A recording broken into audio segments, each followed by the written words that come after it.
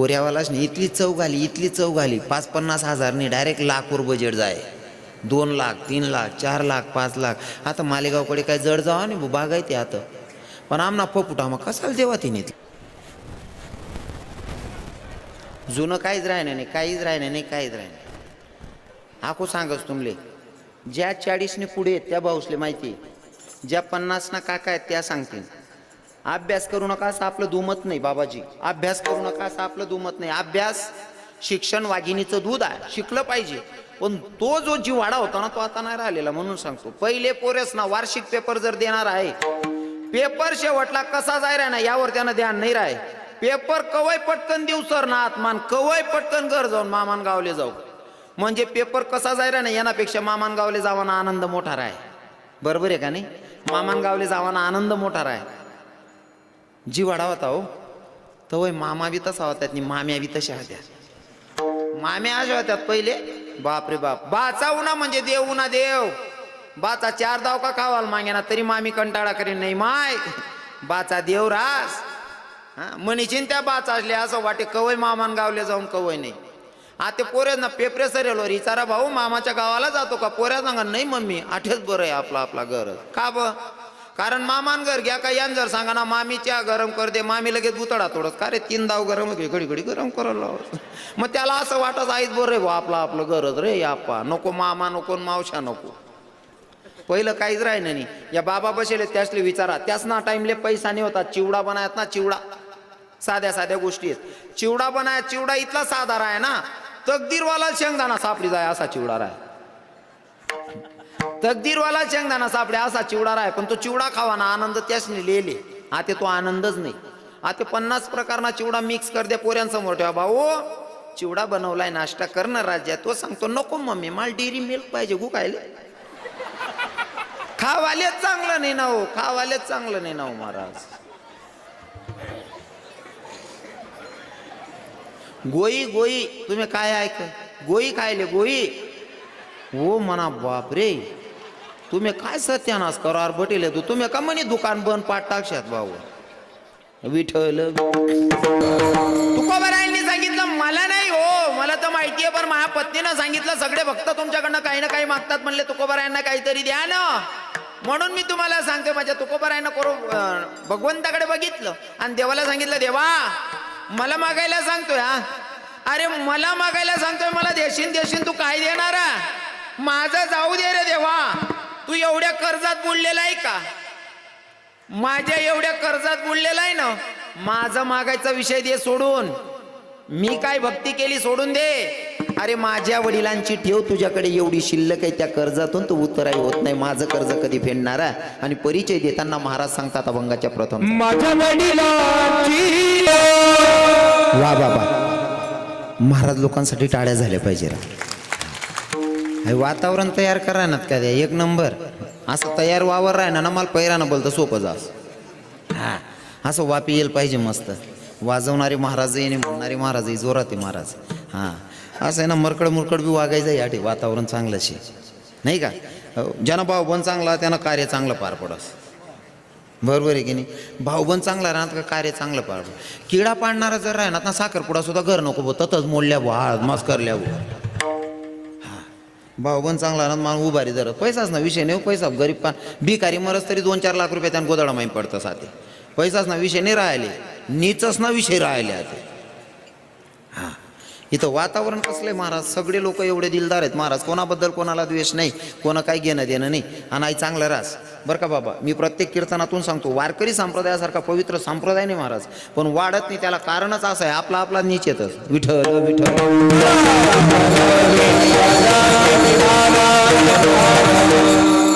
शेका काय ताण वाजामा काय नुक सापडी राहिने का तुमले एकदम दिल खुलास.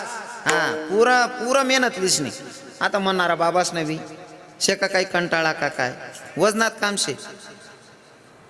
तुम्ही त्यासले दटाड राहणार का माले हो आवरी लिहू का काका माल काय नाही आत्ते बी आवरं तरी तिथलाच भेटावशेत म्हण काय ठरेल ते.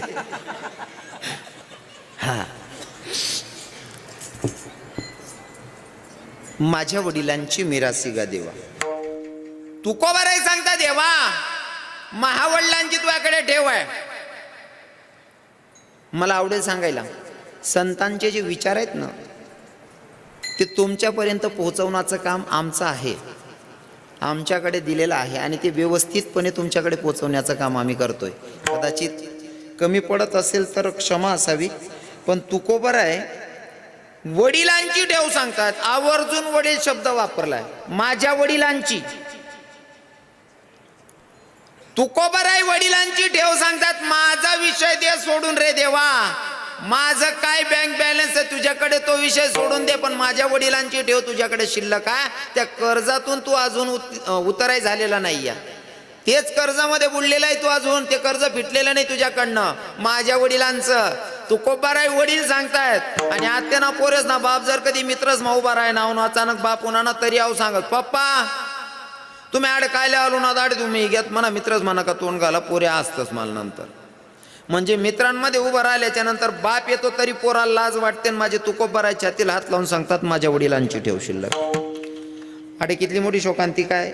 सासरान जर घर बांधाली 1 लाख रुपये दिनात ना, बट्टा गाळ टिमकी वाजत फिरतो, ढोल वाजत फिरतो, मन सासराने 1 लाख रुपये देतात, आमना दाला काहीच कामना नाही. मन सासराने 1 लाख रुपये आमना म्हातारा काहीच कामना नाही. मन सासराने 1 लाख रुपये आमना म्हातारा काहीच कामना नाही. म्हातारा काहीच कामना नाही. पण दादा म्हाताराने 1 एकर राहो, 2 एकर राहो का 40 एकर राहो, बठ म्हातारा जावानंतर आई न कळतच तुले दी जाईन म्हातारा. म्हणजे ज्या बापने तुले 1 एकर भर दिनं त्यानं नाव काढत नाही. सासराने 1 लाख रुपये देणार ते टिमकी वाजी सांगत बिनलाज ना. आठे तसा एक बी नाही वाव बा, कारण मी जडे कीर्तन करत तटे ना काय सांगतच नाही विठ्ठल बाबा. बटताना सांगत जडे तुमनं कोण राहत नाही तटानं. आठे ना सांगेन कोण बरेल ग मग दाती गाली भू. आठे अख्खी 100% रक्कम आठ केली म्हणे. सरपंच बोलता हुशार आहेत आठे ना, निस्ता तारीख दिन मोकळ्या जाताची, बाकी ना ठिकाणी 50% आठ खाल्लीच मी. पण या फस तसंच नाही, नुसता तारीख दे देतात, होई जाईन महाराज तुम्ही या ना बाबा, होई जाईन ना. त्या मामाला व्याय बोलणं पडस. हां हार्दी दक्षिणा 8 केलं राहत ना, उभाटी नाकलंच माणूस. खरं आहे का नाही बहिणीसो. हां जी बाईना उंडा देईल राहिना ना सासरमा पुरं वजन राहस. जी बहीण उंडा देईल ना ती आज बी नवराला रात्री खिचडील कांदा टमाटा कापायला लावस का बहिणी हो.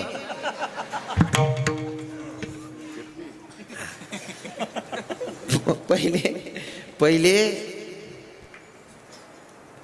सुरुवातले मनी माय सांगे भाऊ तुन बापनी मना बापले, म्हणजे तुना आजोबानी मना इकडनं आजोबाले पैसा दिला होतात म्हणे.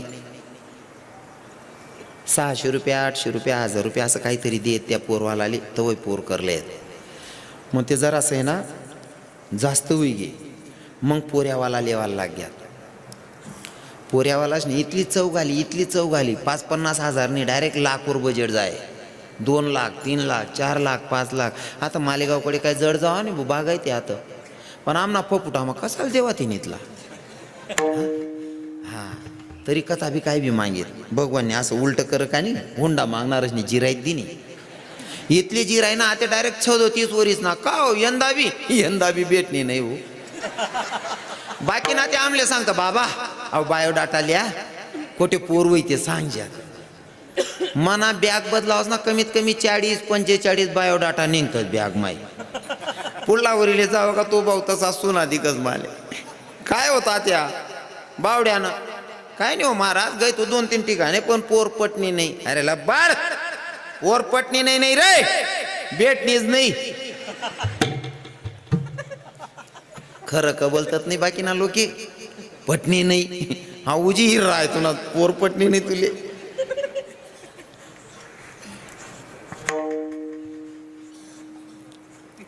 देव राव का नको राव असं म्हटलं मटेरियल मग बोलता चित लाग सामनं. हा निंदाले का जाणं वय ना, फक्त मिरचीच ना वावर दिखाल पाहिजे मिरच्या तोडाले बरोबर आहे का नाही. हा फुडापुरत्या कात ना चोरले हो बहिणीसो, त्यामुळे बोलतं चित लाग सामनं. कितला का करोडपती माणूस राह ना, दुसरा नाच वावर ना हारबुरा आपला वट्टा आरलेन बुंजीन खास, त्यामुळे उजी चित लागत लोकेच ना. हा खोटा मा दुसरा नामा बोलतं चित लागस. विठ्ठल विठ्ठल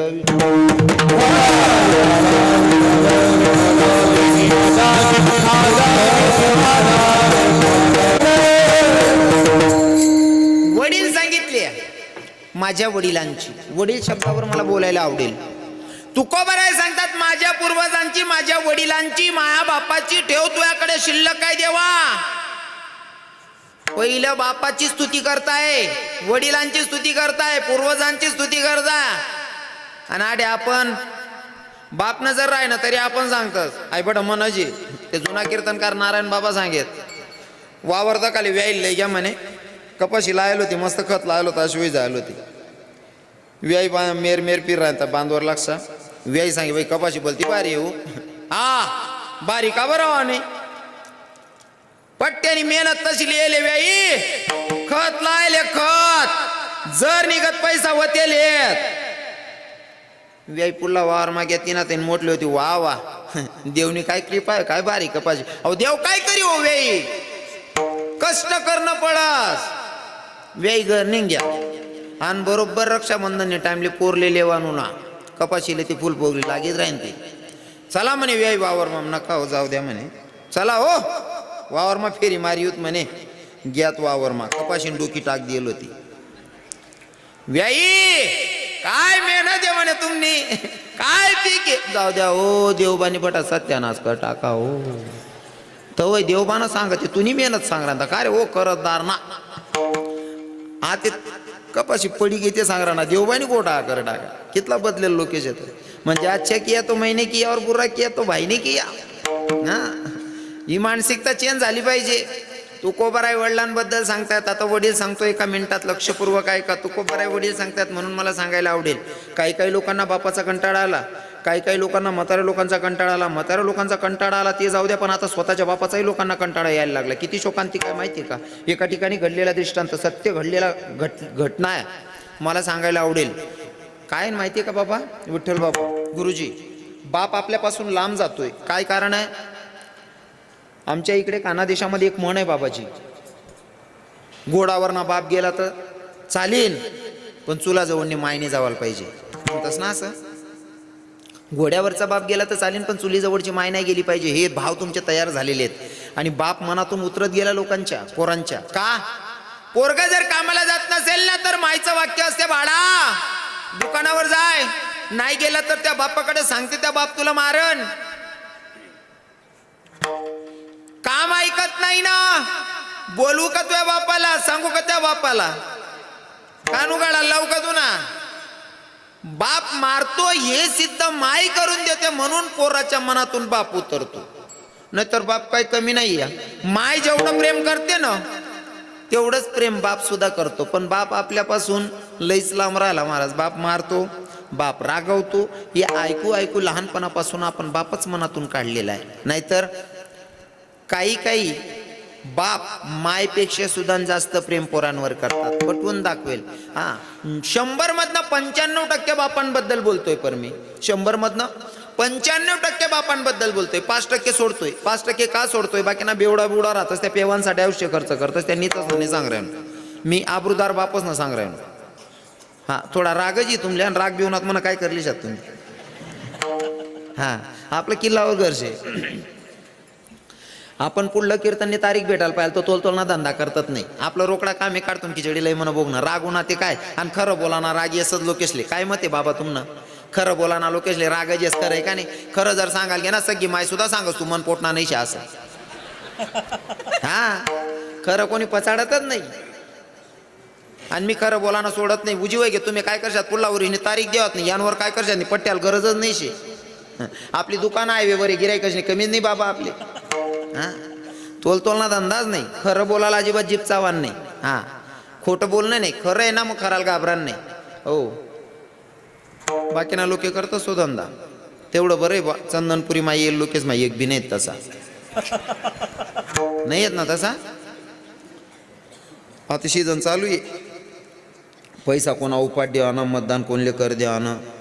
बाकी ना तिथला भारी राहता. बरं फार्म बरे दखली तुम्ही, आम्ही येत ना तुम करते बार बार पाम भरायला देत, आणि ज्या पाम भरायला लावतो ना त्याच सगळ्या तरी उपटी देतात.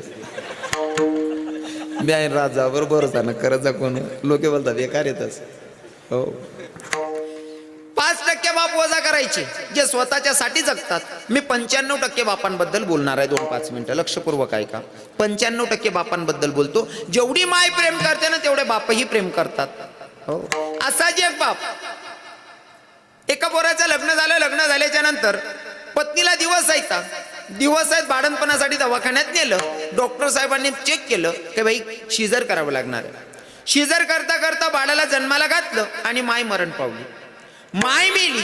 1 दिवसाचा बाळा त्या बापाच्या हातात दिलं. डॉक्टर साहेबांनी सांगितलं, डॉक्टर साहेब तुमच्या पोराला वाचवलं पण तुमची पत्नी मरण पावली, आमचा नाविलाज झालेला आहे. त्या माणसाच्या डोळ्यात अश्रू होते. 1 दिवसाचं बाळ रडत्या त्या पोराकडे बघून बाप रडत होता आणि स्वतःलाही कोसत होता आणि देवाला सांगत होता, देवा अरे हाच का तुझा न्याय? अरे माझं काय पाप असेल, माझ्याकडनं माझी बायको हिरावली कुठं तरी समजून घेतलं असतं, पण माझ्या 1 दिवसाच्या लेकरानं काय तुझं वाईट केलं तरी देवा? माझ्या 1 दिवसाच्या लेकराची माय चोरलीस. माणूस रडत होता. त्या बाईचं प्रेत गावी आणलं आणि प्रेत यात्रा ही संपली. शेवटची विधी झाली. पोरग घरी एकटं रडते. दशक्रिया विधी होईपर्यंत त्या पोराला कोणीतरी धरत होतं, सांभाळत होतं. आता दशक्रिया विधी झाल्याच्या नंतर जे जवळचे नातेवाईक होते, भावकीतले लोक होते, ते त्याला सांगायला लागले, दादा 10 दिवसाचा बाळा, या पोराला मायची गरज आहे. तू माणूस आहे, तू बाळाला कसा सांभाळशील? एक पर्याय आहे तुझ्याकडे. म्हणे काय? तुझ्या लेकराला जर वागवायचं असेल ना तर दुसरं लग्न कर, तुला बायकोही भेटल आणि तुझ्या लेकराला माय पण मिळेल. म्हणले तू दुसरं लग्न कर. पण माणूस ढसाढसा रडायला लागला. जर का मी लग्न केलं ना, लग्न केल्याच्या नंतर मला बायको भेटेल पण माझ्या लेकराला माय भेटेलच याची गॅरंटी नाही. थोडं माफी मागून बोलेल बरं का. कदाचित काही काही सावत्र आया चांगल्याही असतात, तिथंही सांगेल मी 100 मधनं 5% चांगल्याही असतात, पण 95% गॅरंटीनं सांगतो, जी सख्खी माय करेल ना ती सावत्र माय करू शकत नाही. विश्वास आहे. 95% सख्खी आईची जागा सावत्र आई घेऊ शकत नाही. काय मत आहे तुमचं? माय मेल्याच्या नंतर जर मुलगा रडत असेल ना, एखादी माय जवळ येते, त्या पोराला समजवते, बाळा रडू नको रे, मी तुझ्या माय सारखी या. मावशी माय सारखी या पण माय नाही या. बाजूच्या काकून गावरान तुपाचा शिरा खाऊ घालू द्यावं, त्याच्यानं पोट भरत नाही. पण मायनं नुसतं फिरून आल्याच्या नंतर डोक्यावरून हात फिरवला तरी सुद्धा मायनं पोट भरतं. ही मायची ताकद असते आणि तिची जागा नाही कोणी घेऊ शकत. हो, मायची जागा नाही कोणी घेऊ शकत. माणूस विचार करत होता, मी जर का लग्न केल्याच्या नंतर मला बायको भेटेल पण माझ्या लेकराला माय नाही भेटणार. 13व्याचा कार्यक्रम आटोपलेला आहे. गावात मंदिर होतं, मंदिरात गेला माणूस. मंदिरात गेल्याच्या नंतर भगवंताच्या समोर दोघं हात जोडले, रडायला लागला. देवाला सांगितलं, देवा आईन तारुण्यात माझी बायको माझ्याकडनं हिरावली, समजू शकतो रे, पण माझ्या 1 दिवसाच्या लेकराची माय नेलीस. म्हणले, देवा हे 1 दिवसाच्या लेकरानं तुझं काय वाईट केलं तर देवा? पण ऐक ना, आतापर्यंत मी तुझ्याकडनं काही मागितलं नाही देवा, पण आज मला मागावं वाटतंय. माझी बायको नेली ना, हे दुःख सुद्धा विसरून जाईल, पण तुझ्याकडे माझी एकच मागणी, माझा एक मुलगा आहे ना, तेवढा तो जिल्हाधिकारी साहेब झाला पाहिजे, ही तुझ्या चरणाशी माझी मागणी असेल. मागणी मागितली आणि घरी आला माणूस. घरी आल्याच्या नंतर घराची परिस्थिती हालाकीची होती. दुसऱ्याच्याकडे कामाला मजुरीला जायचं. हाडाची काढ रक्ताचं पाणी करत होता आणि मजुरी करून पोराला शिकवत होता. पोराला शिकवल्याच्या नंतर जिल्हाधिकारी साहेब बनवलं. जिल्हाधिकारी साहेब झाला. मंदिरात गेला माणूस, देवाचं दर्शन घेतलं. देवाला सांगितलं, देवा आईन तारुण्यात माझी बायको हिरावलीचं दुःख विसरलो रे, कारण तुझ्याकडे मागणी मागितली होती, माझा एकुलता एक पोरगा जिल्हाधिकारी साहेब झाला पाहिजे. झाला ना माझा मुलगा जिल्हाधिकारी साहेब. जगातलं कोणतं सुख नाही भेटलं तरी चालेल, मी जिल्हाधिकारी साहेबाचा बाप आहे ना, योच आनंद माझ्यासाठी भरपूर आहे. बास, मला जगातलं कोणतं सुख नको आहे. महाराज, मंदिरातून माणूस निघतोय बाहेर, तोपर्यंत नातेवाईकांचे फोन चालू झाले. का हो, पेपराला बातमी वाचली, तुमचा मुलगा जिल्हाधिकारी साहेब झाला, मग त्याचं लग्न नाही का करायचं? हो, जिल्हाधिकारी साहेबाच्या बापानं सांगितलं. म्हणले, हो ना, लग्न करायचं ना पोराचं. सुंदर मुलगी बघितली, लग्नही ठरलं, लग्नही झालं. लग्न झाल्याच्या नंतर ती नवीन माय घरात आली. घरात आल्याच्या नंतर थोडे दिवस निघाले. थोड्या दिवसाच्या नंतर ती नवऱ्याला सांगायला लागली, जिल्हाधिकारी साहेबाला म्हणले, साहेब तुमचा म्हातारा घरातच असतो, एक काम करा ना, घरामध्ये तुमचा म्हातारा थुंकून घाण करतो, त्याच्यापेक्षा ना असं करा ना, म्हाताऱ्याची खाट ओट्यावर टाकायची का? जिल्हाधिकारी साहेबांना थोडाही विलंब न करता बापाची खाट ओट्यावर टाकली. थोडे महिने निघाले. बाईनं पुन्हा सांगितलं, का हो साहेब, तुमचा म्हातारा ओट्यावर झोपलेला असता, थुंकून पार अंगण खराब करतो, येणारे जाणारे सुशिक्षित लोक आपल्याकडे येतात, लोक काय म्हणतील? जिल्हाधिकारी साहेबाच्या अंगणामध्ये किती घाण असते, त्याच्यापेक्षा ना असं करा, म्हाताऱ्याला कुठंतरी पाठवा ना. म्हाताऱ्याच्या खाटीजवळ पोरगा गेला आणि सांगायला लागला, म्हणले, पप्पा आम्ही लग्न झाल्यापासून कुठे गेलोच नाही हो फिराया, असं वाटतं आम्ही फिरायला गेलं पाहिजे. तुम्ही कुठं सोबत येणार आहे? त्याच्यापेक्षा थोडे दिवस तुम्ही वृद्धाश्रममध्ये राहसान का? बापानं सांगितलं, बेटा तू वृद्धाश्रममध्ये ठेवलं तरी मी आनंदित राहील. मला एकच आनंद असेल की मी जिल्हाधिकारी साहेबाचा बाप आहे. यो आनंद मला काही कमी आहे का? मी जिल्हाधिकारी साहेबाचा बाप आहे, कुठेही राहिलो तरी जमतंय. बापाची बॅग भरलेली फोर व्हीलर गाडीमध्ये बसवलं, बसून वृद्धाश्रमापर्यंत नेलं. वृद्धाश्रममधनं बाप खाली उतरला. बाप खाली उतरला, अगोदरचे बसलेले बाबा लोक होते त्यांच्याकडे जातोय बाप. तोपर्यंत ते बाबा लोकांना आशा होती की भैया फोर व्हीलर गाडीमध्ये येणारा माणूस कोणीतरी श्रीमंत असेल, नक्कीच आज वस्त्रदान अन्नदान करायला आला असेल. बाबा येऊन बसले. तोपर्यंत त्या बाबा लोकांनी विचारायला सुरुवात केली, का हो दादा तुम्ही तर काय अन्नदान करायला आलात का, वस्त्रदान करायला आलात का? म्हणे नाही हो. मग काय ना म्हणले, मी इथंच राहायला आलो तुमच्यामध्ये. त्या प्रत्येक बाबाच्या डोळ्यात अश्रू होते. त्या बाबांनी विचारलं, आता तुम्ही सुद्धा आमच्या यादीत आलात? म्हणे हो. पण बाबा तुमचं इथं यायचं काय कारण? तुम्हाला सोडायला आलेला कोण आहे? म्हणले माझा मुलगा. मग का हो तुम्ही आलात, तुमची पत्नी? माझी पत्नी हा एकच दिवसाचा होता, याला जन्माला घातलं, माझी पत्नी मरण पावली. मग तुम्ही दुसरं लग्न नाही का केलं? म्हणले नाही केलं. का नाही केलं? जर का लग्न केलं असतं मला पत्नी भेटली असती, पण माझ्या लेकराला बाप नाही, माय नाही भेटली असती ना, म्हणून मी लग्नच नाही केलं. प्रत्येक म्हाताऱ्याच्या डोळ्यात अश्रू होता आणि अंतकरणापासून त्या पोरासाठी एकच आवाज निघत होता, अरे कसला पोरगा आहे. ज्या बापानं तू ह्यावर पूर्ण आयुष्य खर्च केलं, तुला जिल्हाधिकारी साहेब बनवलं, त्या बापाच्यासाठी तुझ्या घरामध्ये जर का 2.5x6ची जागा नसल, 2.5x6ची जागा नसेल बापाला झोपायला, तर तुझ्या इतका भिकारी कोणी नसेल. तरी सुद्धा म्हातारा त्या बोलणाऱ्या बाबांना सांगत होता, बाबा दादा बोलू नका म्हणले. माझा पोरगा मला वृद्धाश्रममध्ये जरी सोडत असेल ना, तरी मला एकच आनंद आहे की मी जिल्हाधिकारी साहेबाचा बाप आहे, मी इथं सुद्धा आनंदात राहील. त्यानं तर वृद्धाश्रममध्ये सोडलं, मला त्यानं स्मशानभूमीत सोडलं असतं ना, तरी मी आनंदात राहिलो असतो. इतका उदार अंतकरणाचा बाप असतो. बापाला सोडून निघून गेला. बाप इथं राहत होता, बरीच वर्ष निघून गेली. मनात एकच आनंद होता की मी जिल्हाधिकारी साहेबाचा बाप आहे. बरेच वर्ष निघून गेल्याच्या नंतर बापाची तब्येत सिरियस झाली. आता वृद्धाश्रमाच्या मालकाला सांगितलं, मालक माझं आता काही खरं नाही, माझी तब्येत सिरियस आहे, असं वाटतं भगवंताचं कधी बोलावणं येईल, कधी निघावं लागेल. एकच इच्छा आहे माझी आता, शेवटचं एकदा माझ्या जिल्हाधिकारी साहेबाला बोलवा, त्याला सांगा तुझ्या बापाची शेवटची इच्छा आहे की तुला एकदा डोळे भरून बघायचे, तुम्ही फक्त माझ्या पोराला एक कॉल करा, माझ्या पोराला बोलवा ना, मला फक्त जाताना मरताना आधी मला एकदा माझ्या लेकराला डोळे भरून बघायचे, माझ्या जिल्हाधिकारी साहेबाला त्याला फोन करून बोलवा ना. वृद्धाश्रमाच्या मालकानं फोन केला, साहेब तुमच्या बापाची तब्येत सिरियस आहे, तुमच्या बापाची तब्येत सिरियस आहे, तुमच्या बापानं शेवटची इच्छा सांगितली की मला मरण्याच्या आधी माझ्या लेकराला मला डोळे भरून बघायचे, तुम्ही काहीही करा ना, आत्ताच्या आत्ता निघून या. त्यानं फोनमध्ये सांगितलं, मी आलो असतो पण मी जरा अर्जंट मीटिंगमध्ये बसलोय, मला येणं शक्य होत नाही, जमलं तर उद्या सकाळी येतो, जमलं तर उद्या सकाळी येतो. ऐकल्याच्या नंतर वृद्धाश्रमाच्या मालकाला एवढं वाईट वाटलं.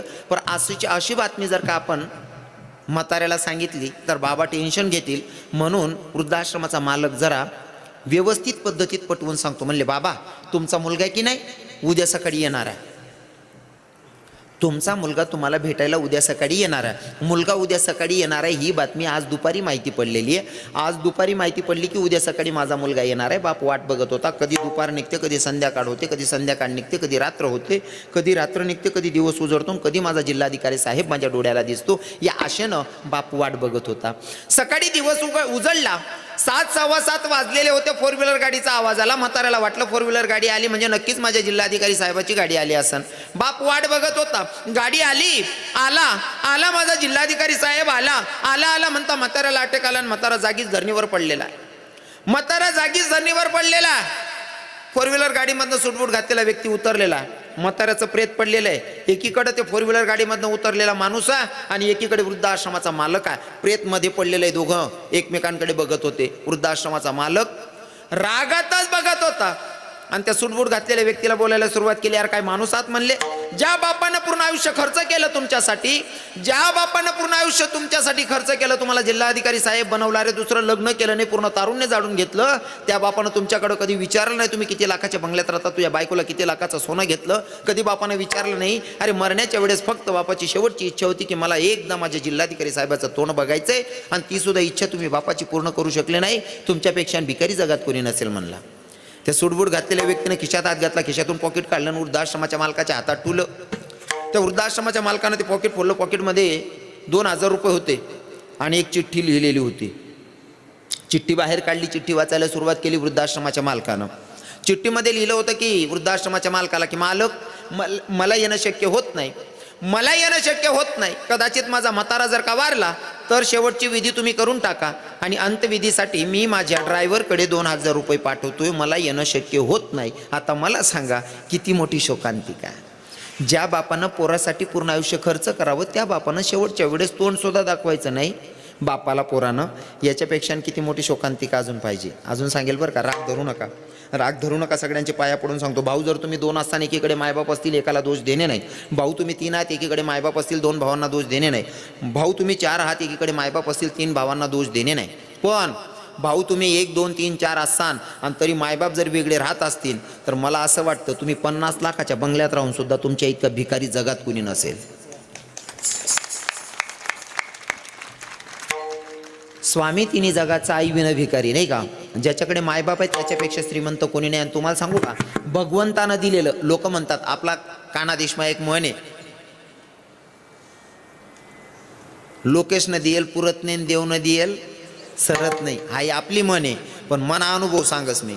हाय तुमनी म्हण आहे, लोकेशनं दियल पुरत नाही, देवनं दियल सरत नाही. मी ते म्हणस, देवनं दियल सुद्धा कधीतरी सरू शकस, पण मायबापना आशीर्वाद मरस तो सरत नाही. बाप करी जोडी